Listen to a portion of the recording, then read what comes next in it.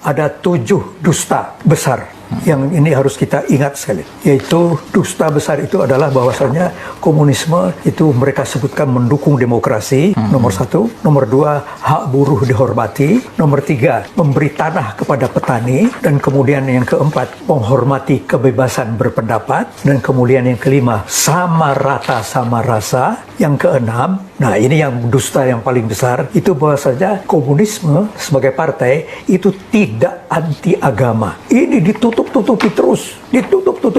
Dalam kesempatan ini, izinkan saya mengutip saja di sini, itu apa yang dilakukan oleh Lenin. Lenin di dalam waktu pendek beberapa belas tahun saja telah membunuh 28 uskup, 1.200 pendeta, dan 800.000 muslimin, orang Islam. 28 uskup, 1.200 pendeta, 800.000 muslimin. Kemudian gereja mereka runtuhkan. Berapa jumlahnya gereja itu? 9.000 gereja. Kemudian masjid-masjid itu dirobohkan, dibakar. Berapa jumlahnya? 30.000 masjid. Gereja pada waktu itu di Rusia habis 90%, masjid 99%. Diikuti oleh PKI di Indonesia tahun 48 dan tahun 49. Di Surabaya ada masjid namanya Masjid Rahmat di kawasan Kembang Kuning. Itu masjid dibakar. Dan kemudian ada sebuah masjid yang menjadi kesayangan dari publik di Trenggalek. Nah itu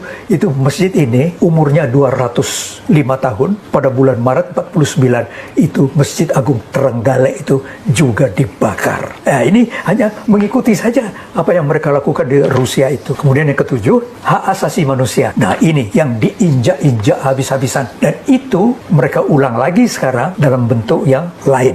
Iya. Selama 74 tahun itu mereka dari 29 langkah itu, langkah yang ke-28 ke 29 itu mereka membantai umat manusia sebanyak 120 juta manusia.